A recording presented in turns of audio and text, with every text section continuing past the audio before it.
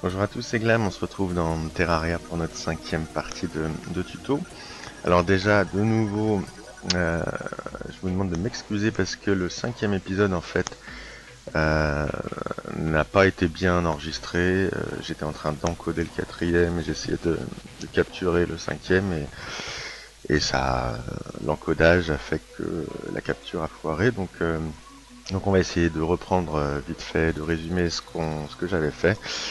Donc en gros, nous sommes descendus.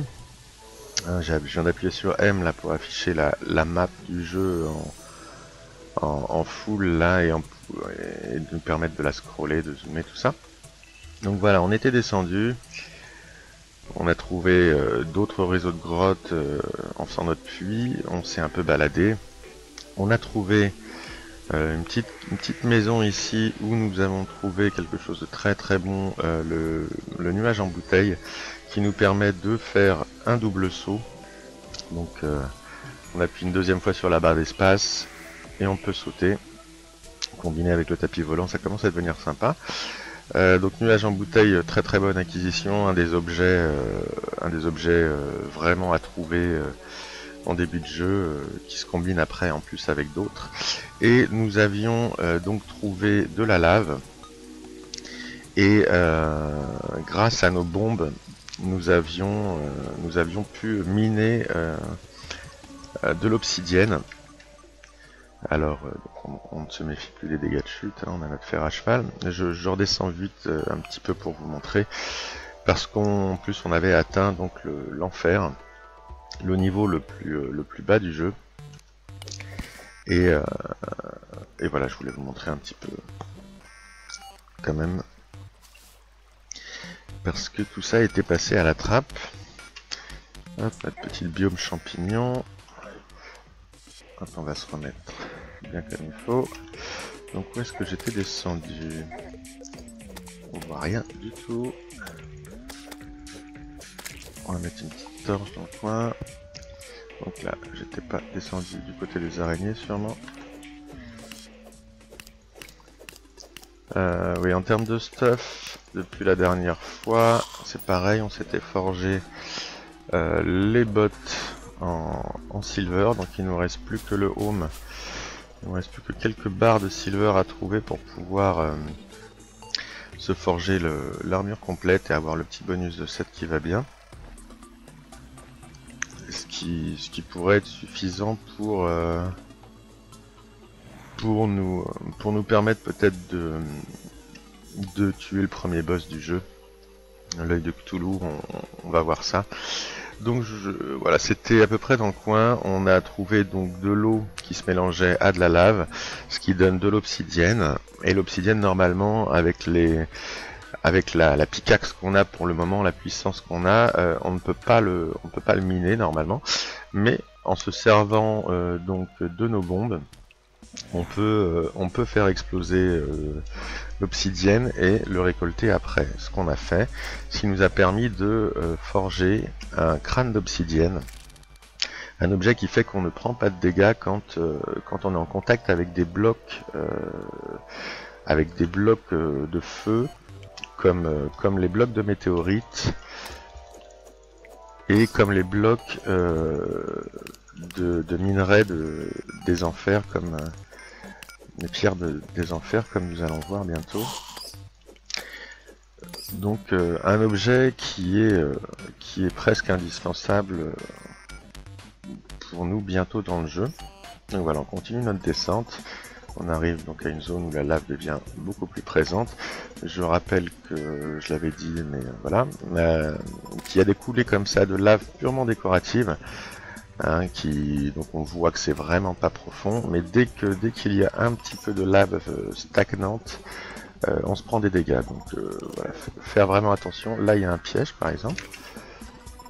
On va enlever la trappe, enfin la plaque de pression, histoire de pas se le reprendre à chaque fois qu'on va passer. Ok, on avait aussi fait notre grappin. Alors là, je sais plus si c'était passé à la trappe aussi, mais voilà, le grappin, un très très bon accessoire qui nous permet vraiment de nous balader maintenant très facilement, hein, le double saut, les non-dégâts de chute, le grappin, le tapis volant.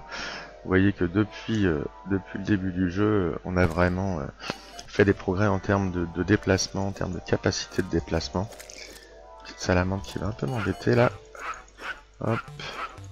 Ouais, on essaie de la coincer. Hop. Voilà. Donc, on était descendu. Et là tout de suite, on arrive en enfer. Et c'est pas forcément la fête. Vous voyez que faut se méfier. Il y a de la lave. Il y a des monstres qui sont durs. On a toujours cet effet de knockback, voilà, qui fait qu'on n'est pas bien. Dès qu'on se prend des dégâts, on n'arrive plus trop à contrôler notre mouvement. On vient de perdre 4 gold. Bon, c'est vrai que j'aurais peut-être dû stocker mes sous avant de descendre. Ouais, on va récolter le Moonglow pendant la nuit. Comme ça, on récupère des graines. On les replante tout de suite. Voilà, on stack. Bon, enfin voilà, c'était pour vous montrer ce qu'on avait à peu près fait dans l'épisode, donc dont la capture a foiré. Donc maintenant nos objectifs, on va dire que c'est de compléter un peu notre set de silver, histoire d'avoir un petit bonus défensif en plus, de se crafter des potions pour le combat à venir, et éventuellement, bah oui, de taper Cthulhu. Nous avons les potions déjà faites, hein. On a une potion de peau de fer, de régénération, de rapidité, et on a même des potions d'archerie. Donc on a à peu près tout ce qu'il nous faut pour combattre l'œil de Cthulhu. On va donc essayer de se forger un objet d'invocation pour pouvoir décider de la rencontre. Ne pas attendre que ça arrive dans le jeu, parce que ça peut arriver dans le jeu de façon spontanée. Si jamais, je vous rappelle, si jamais je passe un peu mon cap des 160 points de vie, voilà, les événements peuvent après survenir d'eux-mêmes. Donc pour crafter un œil d'invocation, il faut qu'on aille à un hôtel du démon avec 6 lentilles. Donc ça, les lentilles, on en a, il n'y a pas de problème, on a pas en crafté 2. Il va falloir qu'on trouve un hôtel du démon quelque part. Alors je me souviens plus trop si on en avait à proximité ou s'il fallait qu'on aille les choper dans la corruption. Ce qui est un peu moins simple, mais voilà, il y en avait un juste à côté. Ça arrive assez régulièrement, hein, dans les maps de Terraria, qu'il y a un hôtel du démoniaque, pas trop loin du point de spawn. Dans ces cas-là, celui-là, on le laissera, hein. Vous verrez que plus tard on les pètera. Pour différentes raisons, mais celui-là qui est tout près de chez nous, on va le garder intact, de manière à en avoir un pas loin pour faire justement ces quelques petits crafts qui en nécessitent. Qui nécessite d'en avoir un comme station de travail. Ok, donc on vient de crafter nos 2 objets d'invocation. On a pléthore de potions de TP, donc même pour 3 mètres on va se le permettre. Alors, Cthulhu est un boss qui ne peut être combattu que la nuit. Et on a que la nuit pour arriver à le down, donc à le tuer. Donc c'est un combat généralement qu'on lance en début de nuit, en tout cas là, pour le premier kill où on est limite quoi. C'est un kill qui va déjà nous demander un petit peu de boulot, hein, par rapport à plus tard. Si on refarme le boss plus tard avec un équipement vraiment de bourrin, il n'y aura plus aucun souci, on pourra en faire une dizaine dans la nuit, mais dans le premier combat on va essayer de l'assurer. Et donc, ce qu'on peut faire, on peut continuer un peu notre puits avec des potions de spéléo pour trouver de l'argent en même temps, voire même du platine, on va voir. Mais bon, on va avoir du mal à trouver assez de platine pour vraiment se faire un stuff complet, donc on va peut-être se contenter de l'argent. Il y a un autre choix que de focus Cthulhu, donc à ce niveau-là du jeu, on peut aussi se dire qu'on va commencer par aller dans la corruption pour essayer de farmer le boss de la corruption, qui est un des 3 boss de début de jeu à Terraria. L'intérêt de farmer plutôt ce boss là, c'est qu'il va, outre le nouveau métal qu'il va nous fournir comme Cthulhu, il va aussi nous fournir un élément qui nous sert à en faire quelque chose après, c'est-à-dire à crafter ce métal en stuff, en équipement pour nous. Donc limite, il serait plus intéressant en termes de progression, c'est un boss qui est plus intéressant à farmer, à faire tomber que Cthulhu.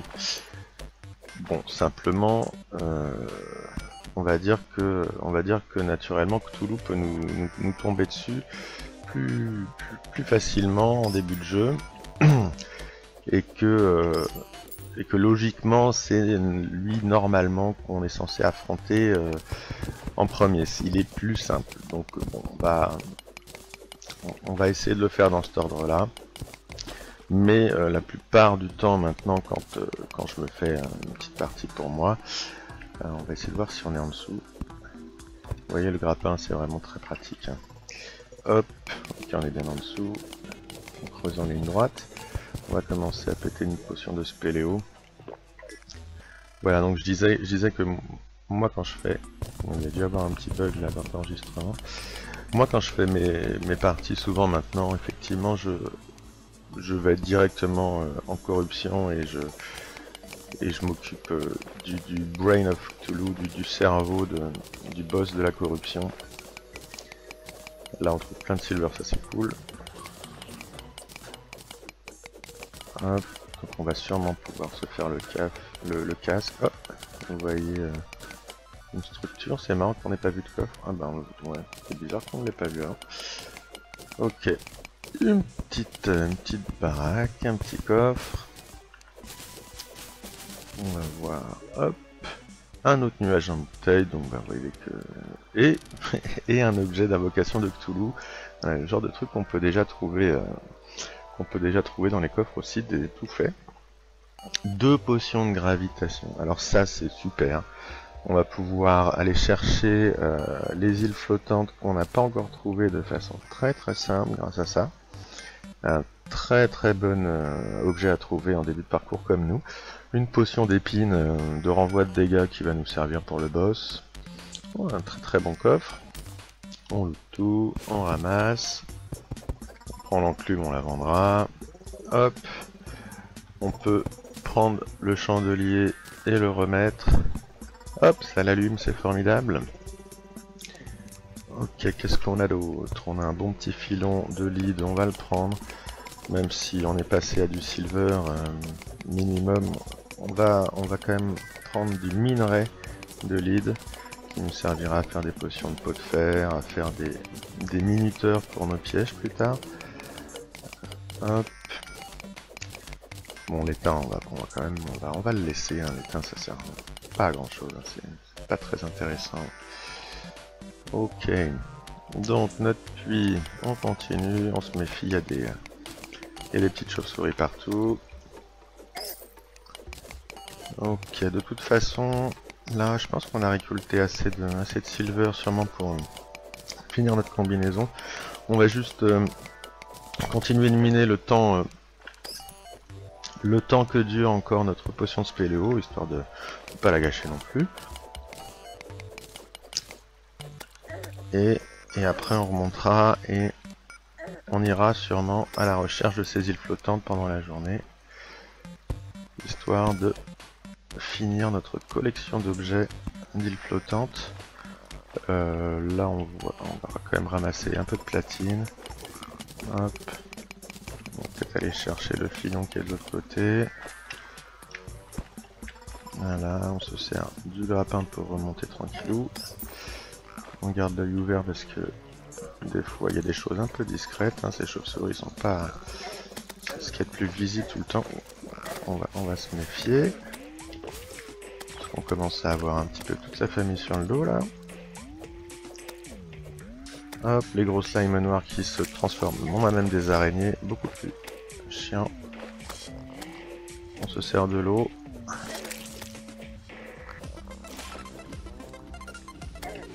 Voilà, pour essayer de s'en sortir sans trop de dégâts. On peut même utiliser notre lance.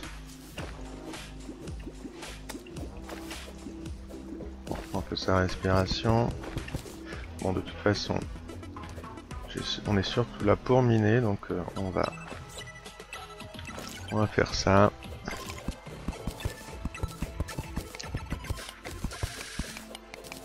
Et après on va se téléporter tranquillou, ça sert à rien de s'obstiner, juste pour casser du mob. Ok, on est reparti chez nous. D'accord, donc on va stocker un peu ça. Alors, on avait parlé du quick stack.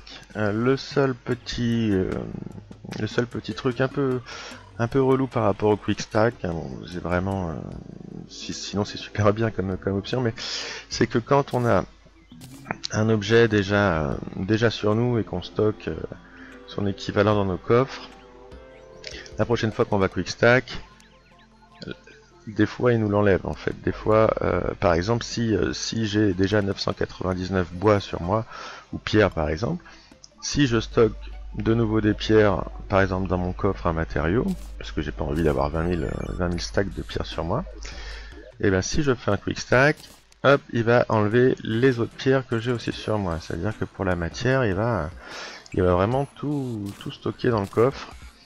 Et ça, bon bah c'est juste un peu dommage qu'il n'y ait pas, je sais pas, une petite option pour pouvoir garder les choses dans notre inventaire, même si on en a d'autres stackés ailleurs. Mais bon, voilà, on chipote un petit peu, hein, mais c'est une option qui est super sympa. Il n'y a pas de problème. C'est juste que voilà, des fois, faut faire attention à ça parce qu'on se retrouve un peu bête. On se retrouve sur le terrain, on n'a plus rien. Hop, alors on vend les petits trucs. Ça ne nous rapporte pas grand chose, mais bon, c'est toujours ça de prix. La dynamite, on garde surtout les bombes. C'est un peu plus contrôlable comme démolition. Toc. On pose notre potion d'épines, on essaye de libérer de la place dans l'inventaire. Ok, ok. On n'oublie pas de reprendre notre cochon. Et on va reposer nos petites lentilles, histoire de les stacker. Les suivantes. Ok, donc on avait une île au-dessus de nous et on n'a rien vu d'autre. Donc on va partir d'un côté avec notre potion de gravité. Et on va vous montrer ce que ça fait. Donc c'est une potion qui nous permet d'inverser la gravité. Ce qui fait que quand on appuie sur la touche du haut, comme pour monter, bah le bas va devenir le haut et le haut le bas. Et en fait, on va chuter vers le haut plutôt que de chuter vers le bas. Donc, en plus on en a maintenant plus de dégâts de chute, donc on peut faire ça vraiment en toute tranquillité. Voilà, hop, j'appuie vers le haut et je tombe vers le ciel. Hop, dès que je vois que je commence à arriver assez haut, j'inverse. Et vous voyez qu'on va pouvoir regarder, explorer tout le ciel très facilement, juste en oscillant comme ça, au bas. Et on va essayer de trouver les dernières îles. Alors la potion, elle dure 5 minutes. Ce qui est pas mal, hein, si on perd pas trop son temps, il y a moyen de, en tout cas sur une carte petite, de faire tout un côté avec une potion. On se méfie un peu parce qu'on est assez haut pour être dans le biome ciel et donc faire pop des harpies. Harpies qui commencent à faire qui sont des monstres déjà un petit peu plus costauds que ceux qu'on rencontre dans les cavernes du début, hein, donc on en a conscience, on cherche pas à faire le foufou. On continue d'explorer le ciel. On essaye de faire une bonne hauteur, parce que les îles ne sont jamais à un niveau fixe, elles peuvent se trouver entre une hauteur et une autre, enfin il y a une fourchette. Donc on essaie de monter assez haut pour voir au moins le bas d'une île qui serait placé tout en haut, et inversement assez bas pour opérer les îles basses. Donc pour le moment on n'a pas trop de chance. Il nous reste 1 minute sur la potion, donc on va peut-être devoir cramer de potions pour pour finir ce côté-là de la carte. Hop, on est tombé sur une île. On fait ça et on change. On va essayer de vite prendre ce qu'il y a. Hop, le ballon, super. On y reviendra. Bon, ceci dit, non, on va miner le platine qui est présent. Et on va laisser notre potion s'achever et on va en recramer une pour continuer. C'est pas grave, il faudra qu'on s'en crafte d'autres, qu'on en trouve d'autres pour faire la partie ouest de notre carte, mais c'est pas grave, on va pas laisser passer des petits gisements, des beaux petits gisements de platine comme ça. Voilà. Ok, donc il nous reste 20 secondes sur la potion, on voit qu'en point de vie on n'est pas forcément sûr, c'est bon, on est remonté. Allez, on crame l'autre, on est parti. On se jette. Et on est reparti. Donc on a trouvé le ballon. Avec les fers à cheval, ça nous fait ça nous fait 2 objets sur 3 dans ce qu'on peut trouver dans les îles flottantes. Le dernier étant l'épée Star Fury. Furie des étoiles. Donc on va essayer de voir si on peut trouver une autre île avec un peu de chance cette épée. Et a priori on aura en tout cas trouvé tout ce qu'il est sympa de trouver sur les îles. Là je vais finir par mourir moi. Parce qu'à chaque fois je me les prends, elles là. Elles avancent à la même vitesse que moi. Ouais, on va finir par mourir. Bientôt la potion de soin. On a repris une potion. On est descendu assez bas pour faire dépop les harpies. Très bien.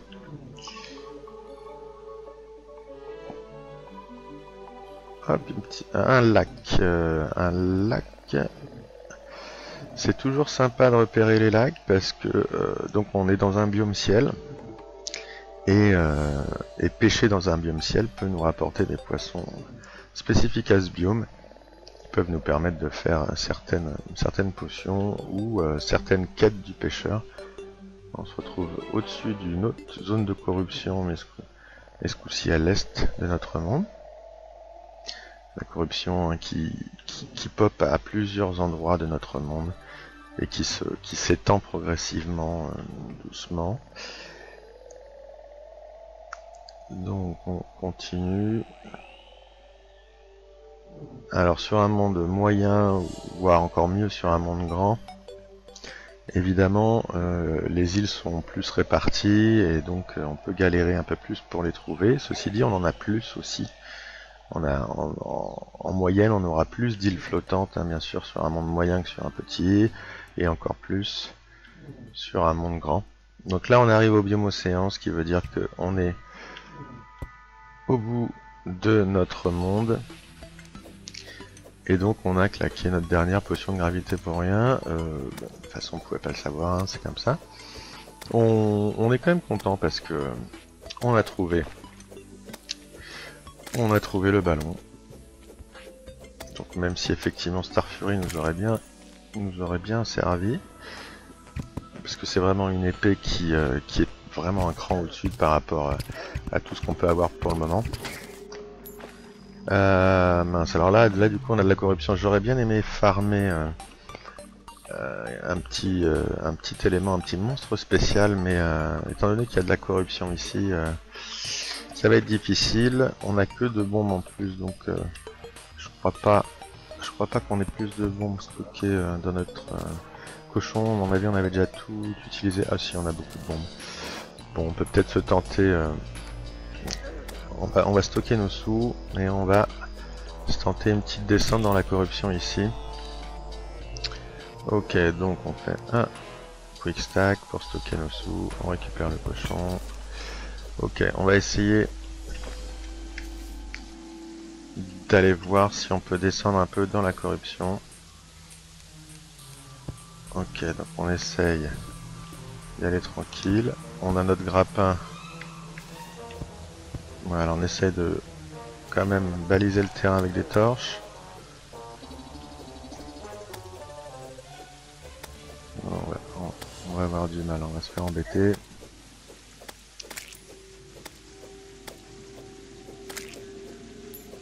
Voilà, alors celui-là, il va nous embêter. Il y en a d'autres en dessous. Vous voyez que la corruption c'est quand même un monde hostile. Pour le moment, on fait pas encore les malins. Ok, donc il y a du monde là. Alors, je sers du boomerang qui a un fort knockback, qui fait aussi des dégâts assez conséquents. Voilà, mais vous voyez que si on manque le premier swing, si ça va, oula, on a le doigt pas loin de du H pour prendre une potion au cas où.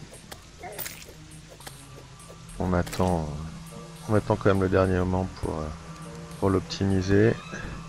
Et mince, nous arrivons à un puits avec un fond. Il y a plusieurs puits comme ça dans les zones de corruption. Et tous ne mènent pas à l'étage vraiment qu'on recherche à atteindre. Là, donc bon, bah, on va remonter. Vous voyez que le grappin est presque indispensable quand on veut commencer à faire ça. C'est pour ça que je vous conseille de vous attaquer à la corruption quand vous avez déjà un grappin. Alors bien sûr, il y a des petites astuces, on peut quand même essayer de remonter sans ça, mais bon, moi personnellement, j'attends souvent d'avoir un grappin pour essayer de descendre là-dedans. Donc en trace, on essaye de... On voit plus rien.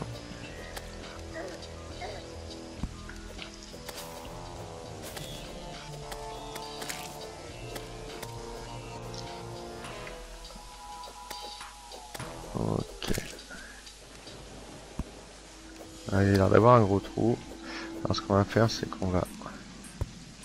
Voilà, on va descendre un peu plus rapidement, histoire de ne pas laisser trop de temps aux mobs pour nous rattraper. On s'accroche régulièrement avec le grappin, on met une petite torche, encore un cul-de-sac. Pas cool. Bon bah on va remonter tranquillou. Vous voyez que la longueur du grappin est un peu comptée parce que ça nous permet de, dans les espaces un peu plus larges comme ici, d'atteindre quand même la paroi. Alors qu'avec certains grappins, des fois on a un peu de mal. Voilà, hop. Donc on va finir peut-être quand même par tomber par un puits qui nous amène dans les profondeurs. Allez, on va tenter celui-là.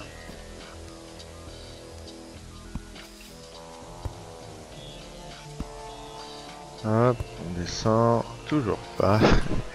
On n'a pas de bol. Ok. On va essayer de remonter. Bon, lui, visiblement, il cherche la bagarre. Il y a un verre. Hop. Qui arrive quand même à nous atteindre, même si... Hop. On n'a plus beaucoup de points de vie. Notre timer de potion qui est up. On consomme, on n'hésite pas. Donc c'est une zone assez large de corruption. On n'a toujours pas trouvé de moyen de descendre.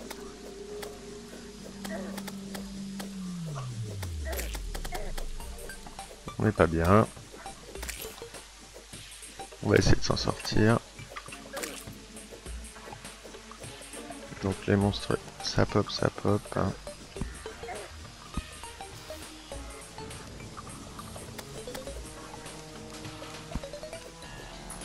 Neuf points de vie.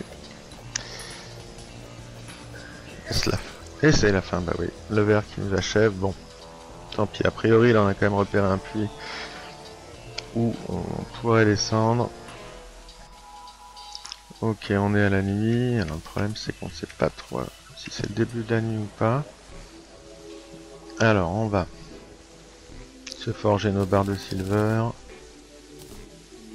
nos barres de platine. On va se faire donc notre casque en silver. On passe de 15 à 18 en défense. Ça commence à être relativement correct. On va se faire des flèches enflammées. Donc grâce à des flèches de bois plus des torches, on a 350. Évidemment, on n'a plus de torches, on s'en refait. Et on va prendre un petit peu plus. Voilà, on va prendre 500 flèches. Largement, normalement, de quoi vaincre Cthulhu. Ok, on prend nos potions. Voilà, on prend une de chaque. Régénération, archerie, épine. Et on va monter sur notre petite plateforme, sur notre route des étoiles, pour invoquer et combattre le boss. Ok. Donc, les objets d'invocation. Alors, on claque nos potions. Et on invoque le boss. On se met sur l'arc. On fait un peu le ménage. Hop, et voilà. Donc Cthulhu, on va le kiter. D'où l'importance des potions de rapidité. Hop, une petite étoile. Donc on le kite. Il fait pop régulièrement des petits yeux. Voilà, souvent on les shoot rien qu'en shootant le boss, mais quand on les loupe au spawn, on s'en débarrasse juste après, on les laisse pas, on les focus. Donc voilà, avec des flèches enflammées, un arc de platine, une potion d'archerie, on a pas mal boosté nos dégâts. Vous voyez que la vie du boss descend assez rapidement. Hop, là il se transforme, phase 2, donc on en profite, hein, il est plus sensible aux dégâts. Alors il va aller plus vite, il va nous faire mal. Voilà, il va nous foncer dessus, on essaye d'éviter avec les petits sauts. Et on continue de le kiter. En visant un petit peu plus haut, hein, étant donné qu'il y a la physique des projectiles qui est gérée dans Terraria, donc au bout d'un moment la flèche retombe. On essaye de se servir de nos objets de déplacement, ceux qu'on a réussi à choper. Et voilà. Donc vous voyez qu'avec une armure de silver, un arc de platine, quelques popos, c'est un boss qui ne présente plus de difficulté. Donc on a ramassé de la démonite, le métal qui tombe sur ces boss, et qui va nous permettre de se forger plus tard une armure correcte, enfin une armure largement mieux, l'armure en démonite. Donc on a récupéré 64 minerais, on va redescendre, on va pas s'embêter avec tout ça. Hop, on avait laissé notre petit cochon, on le prend. Donc on peut tout de suite déjà forger des barres de démonite. Bon, 21, vous voyez que c'est pas non plus... on va pas pouvoir faire tout et n'importe quoi avec ça. Hop, on va stacker un petit peu tout ça. On se fait un petit peu de place. Le mobilier, on peut éventuellement le garder si on veut se faire une habitation avec un thème un peu particulier.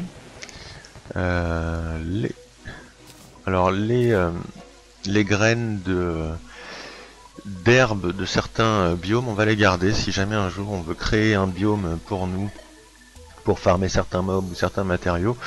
Voilà, grâce à l'herbe qui se répand naturellement après sur les blocs de terre, on peut se créer un mini biome comme ça. Donc au cas où, on se garde ça. On stack le reste. Les champignons de la corruption, on va les garder aussi. On commence à avoir plusieurs types de flèches. Hop, on garde un peu tout. La démonite, on garde. Les dernières flèches de bois, on va les jeter. Les petites potions de soin, on va les jeter. Ok, notre casque de fer, c'est pareil. On pourrait le vendre pour gagner quelques silver. Mais bon. Hop.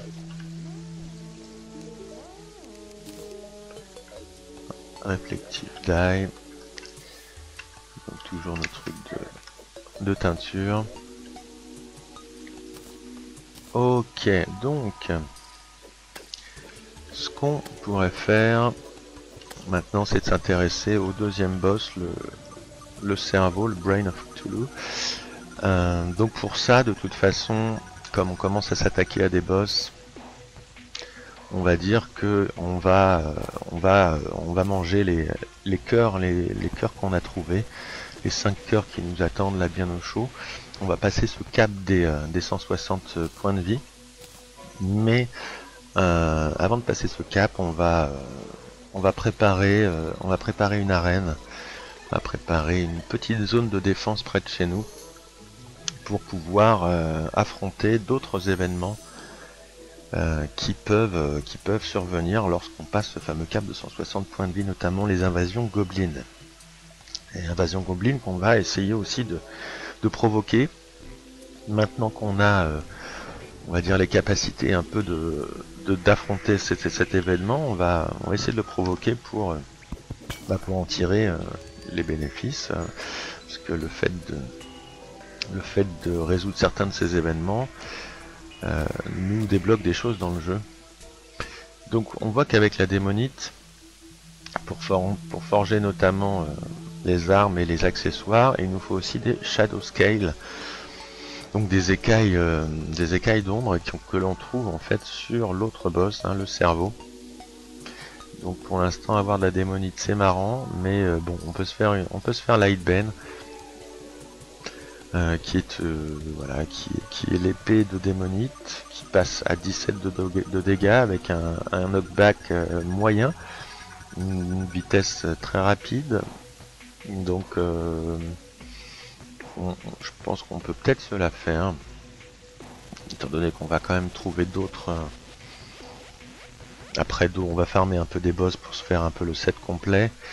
On n'a pas eu la chance de tomber sur Star Fury sur les îles, donc éventuellement on va se faire un petit Lightbane, ça nous fait quand même un beau up en termes de DPS.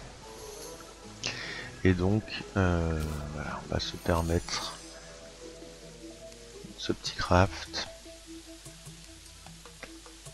Voilà, alors est-ce qu'on est... Non, c'est une normale, ok. On passe quand même de 11 à 17 en DPS, c'est pas rien. Ok, on jette ça. Le ballon nous sert à augmenter notre hauteur de saut. Donc un très bon accessoire aussi. Est-ce que je le mets pour perdre de la défense? Est-ce que j'enlève mon tapis? Le tapis c'est pas mal pour quand même pour passer des grandes distances. Mais ceci dit, on va au moins on va tester, on va vous le montrer.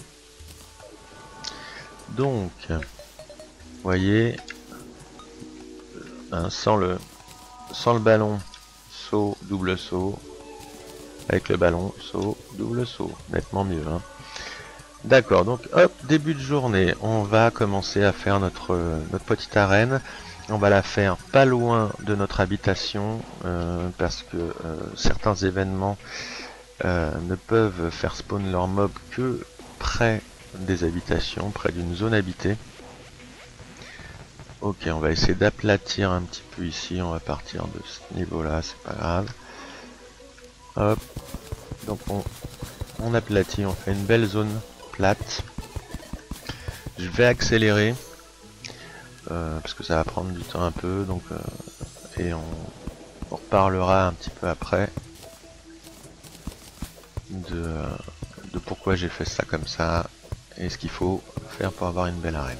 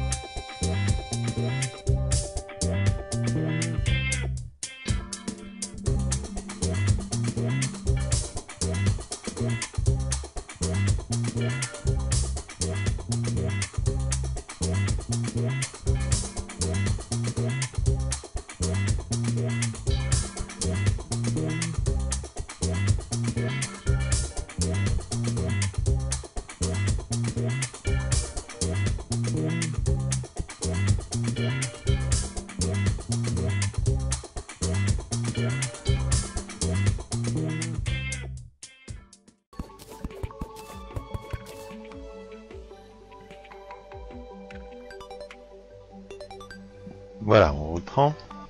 Donc je viens de construire notre arène. Donc le principe c'est qu'on va se servir de la lave à notre avantage. Donc on a créé des zones à droite et à gauche délimitées par des pièges. Bon, on peut mettre des pierres hein, si vous n'avez pas de pièges. J'ai mis des pièges pour prévoir le coup pour plus tard quand on pourrait nous-mêmes se servir des pièges et les activer. Ce qu'on pourra faire un peu plus tard, donc j'ai prévu le coup parce que le fait de mettre de la lave après nous empêcherait de facilement remplacer, on va dire, la pierre par des pièges. Donc on met de la lave à droite, on met de la lave au fond de notre cuve pour tuer les mobs, hein, vous avez vu. On met de la lave à gauche. Voilà, et s'il nous en reste éventuellement, on peut essayer d'en mettre un petit peu sur le toit aussi. Certains mobs volent et nous attaquent par le haut. Hop, on peut éventuellement voilà, caler un petit coup de lave aussi là-haut. Ok, on va éclairer un peu tout ça. Donc on s'est construit une petite maisonnette au-dessus de notre fosse. Vous voyez que je suis monté de manière à ce que le fond de ma cuve soit le dernier étage visible, de manière à ce que à limiter un peu le pop des mobs hors écran, enfin bref, c'est une bonne distance. Et donc voilà, les mobs se dirigeant vers nous, ils vont arriver de droite et de gauche, ils vont passer dans la lave, ça va pour la plupart suffire à les tuer. Éventuellement ceux qui arriveraient qui auraient assez de points de vie de résistance pour arriver jusqu'au milieu, tomberaient dans la cuve et finiraient par mourir dans la cuve. Donc voilà, un piège où limite on peut AFK et ça se passe un peu tout seul. Bon, on verra que c'est jamais aussi simple que ça, mais en tout cas une construction qui va grandement nous aider à affronter certains événements. On met un petit feu de camp parce que voilà, un petit peu de régène en plus. Quand à proximité du feu de camp, hop, on a un bonus de régène, donc c'est toujours intéressant. Et qu'est-ce que je voulais faire? De toute façon, on va peut-être augmenter notre cap de points de vie. Maintenant qu'on a construit notre arène, on peut se permettre d'augmenter notre cap de points de vie. Là, voilà, donc on passe à 240 points de vie, ce qui est tout de suite mieux. Hein. On sera peut-être un peu moins malmené quand on ira en corruption par exemple. Ok, donc là on en est à un stade où il va falloir qu'on bute le cerveau de Cthulhu et où il va falloir aussi qu'on essaye d'avoir une invasion gobeline et de la vaincre pour déclencher un petit peu la suite des événements.